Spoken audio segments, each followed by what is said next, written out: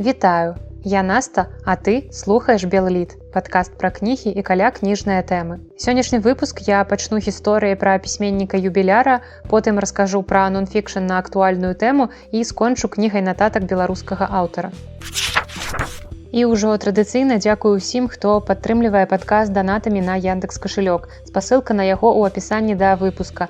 А калі вы не давяраеце расійскім канторам, як пішуць мне некаторыя слухачы, то можаце падтрымаць падкаст непасрэдна на картку, яе нумар таксама ў апісанні. І там жа вы знойдзеце спасылку на мой тэлеграм-канал Белліт, і я раю вам падпісацца на яго, бо снежань стане месяцам класных розыгрышаў. Я традыцыйна штогод разыгрываю на канале некалькі літаратурных букбоксаў, і трошкі раскажу пра тое, што гэта, навошта гэта вам. Гэта сапраўды скрынка з кнігамі, нават не адна, і я кладу ў яе кніжку ці нават некалькі кніг, а таксама розныя сувеніры, прыемныя дробязі. І звычайна букбоксаў 3, але сёлета можа будзе нават больш, я яшчэ падумаю. І кнігі ў букбоксах самыя свежыя, актуальныя, ці то гэта нейкія навінкі, кніжкі, якія толькі выйшлі нядаўна, сёлета, ці то кнігі-пераможцы розных прэмій апошніх гадоў, таму раю вам падпісацца на канал і сачыць за абвесткамі. 26 лістапада мы адзначалі 90-гадовы юбілей Владзіміра Караткевіча, і з гэтай нагоды я пачну выпуск гісторыямі менавіта пра яго. І справа ў тым, што 1,5 года майго жыцця прайшлі ў Дзяржаўным музеі гісторыі беларускай літаратуры. Я працавала там навуковым супрацоўнікам культурна-адукацыйнага аддзела і знаёміла школьнікаў з беларускай літаратурай. Адным з маіх галоўных рабочых абавязкаў было чытанне лекцый школьнікам, навучэнцам ліцэяў, каледжаў і часам нават студэнтам. І пры ўладкаванні на працу ты выбіраеш сабе аднаго пісьменніка, творчасцю якога будзеш займацца, і потым з цягам часу да яго дадаюцца іншыя. Спачатку ў мяне было 2 лекцыі па творчасці Караткевіча, гэта была лекцыя для малодшых і для старэйшых школьнікаў. З першымі мы разглядалі казкі, апавяданні, вершы, нарысы, а з другімі ўжо можна было пагаварыць пра больш сур'ёзныя творы, пра дэтэктывы ці каласы пад сярпом тваім. Зразумела, што мне больш падабалася працаваць са старшакласнікамі, бо ім усё ж можна было расказваць больш сур'ёзныя гісторыі, бо часам, каб лекцыя не выходзіла сухой, сумнай, ці калі я бачыла, што дзеці трохі засумавалі, я разнастайвала лекцыю цікавымі і смешнымі гісторыямі з прыватнага жыцця Караткевіча. Зразумела, што многія з гэтых гісторый не былі часткай школьнай праграмы, і нават некаторыя настаўніцы беларускай мовы і літаратуры не ведалі такіх гісторый, таму пасля лекцыі яны падыходзілі і дзякавалі за такую цікавую інфармацыю. Зразумела, што я старалася расказваць нейкія больш пазітыўныя, вясёлыя, смешныя гісторыі, а не нешта крамольнае, звязанае з алкагалізмам. Але мне здаецца, што не варта хаваць гэтую інфармацыю ад школьнікаў. Я думаю, што ніхто не здзівіцца ў 9, 10, 11 класе, калі даведаецца, што класік беларускай літаратуры быў алкаголікам. Мне здаецца, што гэта толькі наблізіць яго да іх, бо яны зразумеюць, што гэта не нейкі партрэт з падручніка, гэта жывы чалавек. Зразумела, не трэба пачынаць урок літаратуры з гэтай фразы і паведамляць гэтую інфармацыю, але калі ў вас запытваюць, чаму б не расказаць пра гэта? Бо былі такія выпадкі, калі перад пачаткам лекцыі ў школе да мяне падыходзілі настаўніцы і настойліва раілі не асвятляць гэтае пытанне ўвогуле. Ну окей, гэта ваша права, але мне здаецца, не варта хаваць жыццё ад дзяцей. Бо так часам да мяне на працу ў кнігарню заходзяць бацькі, якія шукаюць якую-небудзь кнігу для сваіх дзяцей. Я раю ім класныя кніжкі, але яны, калі чуюць, што там ёсць нешта пра смерць ці нешта такое, яны кажуць: ой, не, нам такога не трэба. Адчуванне, што нібыта з імі гэта ніколі не здарыцца, іх дзеці ніколі не даведаюцца, што такое смерць. Ну што за глупства. Але вернемся да героя нашага выпуска, і я раскажу вам колькі такіх цікавых гісторый, не звязаных з алкагалізмом. Хаця не, там жа будзе адна гісторыя трошкі пра алкагалізм, але няважна, вы ўжо дарослая, я думаю, вы можете такое паслухаць. Пачнём з гісторыі, якая вельмі падабалася дзяўчатам-школьніцам. Гэта гісторыя знаёмства Караткевіча з жонкай Валянцінай. У 1976 годзе літаратуразнаўца Владзімір Калеснік запрасіў Караткевіча ў Брэст на чытацкую канферэнцыю па рамане «Каласы пад сярпом тваім». Вядома ж, слухачамі там былі студэнты, выкладчыкі, і Валянціна, будучая жонка Караткевіча, яшчэ нават не знаёмая з ім, яна ў якасці куратара прывяла на гэтую сустрэчу сваіх студэнтаў. І ёй само мерапрыемства было не вельмі цікавае, бо мы ўсе разумеем, як гэтыя мерапрыемствы звычайна адбываюцца. Дык вось яна ў гэты час ціхенька сядзела ў аўдыторыі і чытала польскі дэтэктыў. Мерапрыемства скончылася, Караткевіча завялі ў прафесарскую, там жа аказалася і Валянціна. Той самы Владзімір Калеснік, літаратуразнаўца-зводнік, іх пазнаёміў. Завязалася размова, і Валянціна спытала Караткевіча, чаму б яму не напісаць які-небудзь дэтэктыў. І І калі вы абазнаныя ў ягонай творчасці, то ўжо, думаю, пачынаеце ўсміхацца. І ўсміхаўся сам пісьменнік, але ён спытаў, які ж дэтэктыў, напрыклад. Ён іх пісаў, ён іх вельмі любіў, і тут Валянціна выдала: ну, напрыклад, такі як дзікае паляванне караля Стаха. Справа ў тым, што яна неяк чытала ў цягніку часопіс, дзе была надрукаваная гэта аповесць, але не запомніла аўтара. І тут ужо Караткевіч не вытрымаў, зарагатаў і прызнаўся, што гэта ён яго напісаў. І тады Валянціна проста прапанавала пайсці піць каву. Так Караткевіч упершыню ажаніўся ў 41 год. Увогуле, калі чытаць успаміны літаратараў, якія сябравалі з Караткевічам, то можна ўбачыць, які гэта быў вясёлы чалавек з цудоўным пачуццём гумару. Яго фантазія выдатна працавала не толькі ў бок літаратуры, але і ў звычайным жыцці. І вось зараз будзе гісторыя пра п'янства, таму прыбярыце, калі ласка, дзяцей ад калонак, ад навушнікаў, пра што вы там слухаеце. І тут папярэджанне, што празмернае ўжыванне алкагольных напояў шкодзіць вашаму здароўю. Аднойчы Караткевіч зваліўся з лесвіцы п'яны і зламаў руку. Але ж такім адразу не будзеш прызнавацца, трохі сорамна. І калі Караткевіч сустрэў Быкава, Быкаў, зразумела, адразу стаў пытацца, што гэта такое, як гэта здарылася. І Караткевіч яму давай заліваць, маўляў, па дарозе ён сустрэў 5 хуліганаў, якія заліцаліся да дзяўчыны. І ён, як сапраўдны джентльмен, выратаваў дзяўчыну, учыніў з хуліганамі бойку. І дзяўчына была такая прыгожая, як ёй не дапамагчы. Толькі вось руку зламалі яму. На наступны дзень Быкаў даведаўся сапраўдную прычыну, і сябры нават не крыўдавалі, бо разумелі, што Караткевіч не нейкі злосны хлус. Гэта ўсё была добрая бяскрыўдная выдумка, але яна дадавала агульнаму вобразу пісьменніка нейкага шарму. Таксама вобраз пісьменніка ствараецца з дапамогай яго творчага асяроддзя, і гэта цяпер пісьменнік можа ўзяць ноутбук і пісаць дзе заўгодна, у кавярні на беразе Атлантыкі, пад яблыняй у дзядулевым садзе, але для Караткевіча быў важным яго рабочы стол. З кожнага падарожжа, а вандраваў Караткевіч даволі шмат, ён прывозіў розныя памятныя дробязі, якія знаходзілі сваё месца на стале. Гэта дробныя каменьчыкі, ракушкі, кавалкі цэглы і, вядома ж, рукапісы твораў. Але быў на стале і партрэт аднаго чалавека, асобы, якую Караткевіч не раз апісваў у сваіх творах. І гэта партрэт Кастуся Каліноўскага, і побач з партрэтам каваны ў жалезе свяцільнік. Яго пісьменнік запальваў раз у год 21 сакавіка ў гадавіну павешання Кастуся Каліноўскага. Дарэчы, і сам аўтар стараўся адпавядаць свайму рамантычна ўзнёсламу сталу, таму сядаў працаваць у свежай адпрасаванай кашулі, вешаў на крэсла пінжак, і сябры за гэта пасмейваліся, маўляў, навошта ён так апранаецца, як на вяселле, калі збіраецца шмат гадзін працаваць, зачыніўшыся ў кватэры, дзе яго ніхто не ўбачыць. Але Караткевіч адказваў, што так трэба. А чаму трэба? Ніхто не запытваў, трэба дык трэба. Спадзяюся, вы ўжо зразумелі, што Уладзімір Караткевіч сапраўды быў надзвычайна незвычайнай асобай, што праяўлялася не толькі ў творах, але і ў жыцці. І спадзяюся, што для вас гэта стане натхненнем бліжэй знаёміцца з яго творчасцю, бо калі складаць топ-10 аўтараў беларускай літаратуры, з якімі мусіць пазнаёміцца кожны беларус, каб быць адукаваным чалавекам, то імя Караткевіча будзе ў гэтым топе на лідарскіх пазіцыях. Ну а першая кніга ў сённяшнім выпуску гэта «Год без пакупак» Кейт Фландерс. Пераклад на рускую выйшаў у 2019 годзе ў выдавецтве «Міф». Гэта нон-фікшн, кніга-чэлендж, сутнасць якога вы можаце зразумець з назвы. І я бачу, наколькі гэтая тэма стала запатрабаванай у наш час, бо ў моду ўваходзіць мінімалізм і ўжо не модна мець поўную кватэру прыемных дробязяў.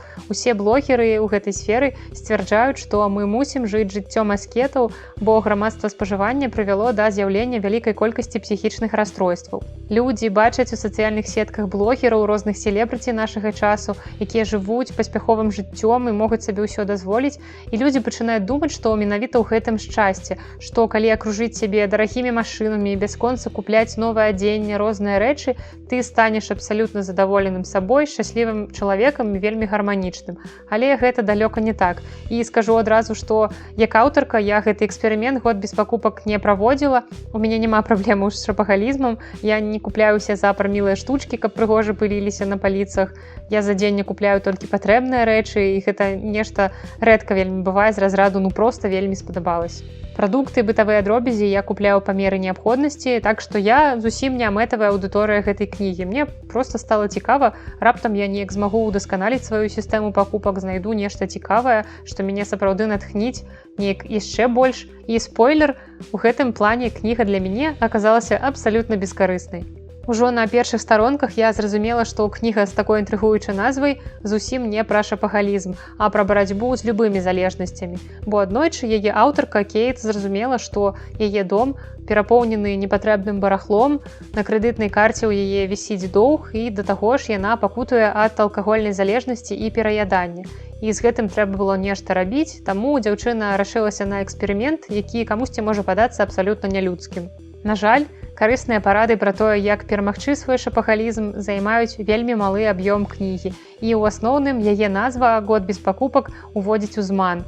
Бо гэтая кніга – гэта суцэльнае ныццё пра няўдалыя адносіны, пра пераяданне, пра алкагалізм, пра праблемы ў жыцці аўтаркі. Гэта вельмі індывідуальная гісторыя, якую не варта прымаць як дакладную інструкцыю па тым, што рабіць у падобнай сітуацыі. І «Год без пакупак» – гэта мемуары дзяўчыны маладой, 20-21, здаецца, год ёй быў, якая прайшла няпросты шлях у пошуках свайго месца ў жыцці. Так што кнігу, я думаю, варта перайменаваць у «Год з жыцця Кейт Фландерс», пасля чаго яна, вядома ж, страціць сваю прывабнасць у маркетынгавым плане. У кнізе не быў падрабязна распісаны той год, у якім Кейт адмовілася ад бессэнсоўных трат, толькі ў пачатку мы можам прачытаць пра тое, як яна спрабуе навесці парадак у доме, выкідае пэўныя рэчы.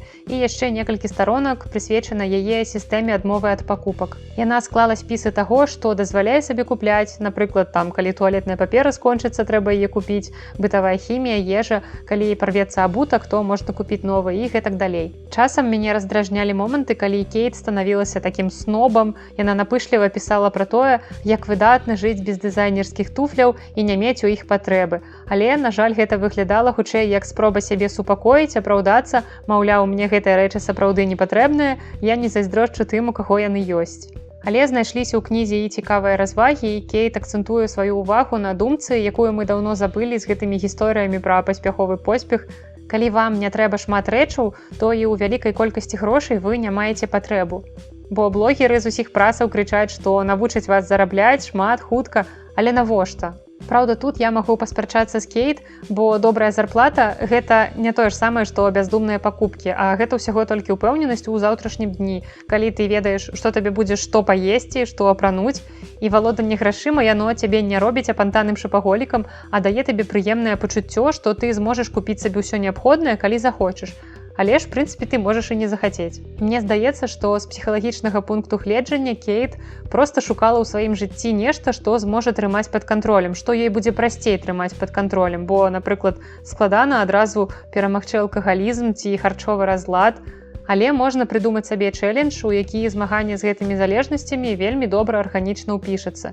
І для Кейт такім чэленджам стаў «Год без пакупак». Уласна, «Год без пакупак» не быў яе самамэтай, але галоўнае, што ў яе атрымалася прывесці сваё жыццё да ладу. Таму, калі вы сапраўды маеце патрэбу ў дапамозе з шапагалізмам, то гэта дакладна не тая кніга, да якой трэба звяртацца. Увогуле, тут трэба да спецыялістаў звяртацца, а не да кніг. Але калі вам цікава пачытаць пра вопыт барацьбы маладой дзяўчыны з залежнасцямі, то тут вы такое знойдзеце. Мой вердыкт – гэта 3 з 5, кніга аказалася зусім не тым, чым пазіцыянавалася, і я была расчараваная. І апошняя кніга на сёння – гэта «Зацемкі з левай кішэні» Леаніда Галубовіча. Кніга выйшла ў 1998 годзе, такая вось даволі старая. Мая гісторыя знаёмства з гэтай кнігай пачалася яшчэ ва ўніверсітэце, калі выкладчыца беларускай мовы ілюстравала нам правілы рознымі прыкладамі з яе.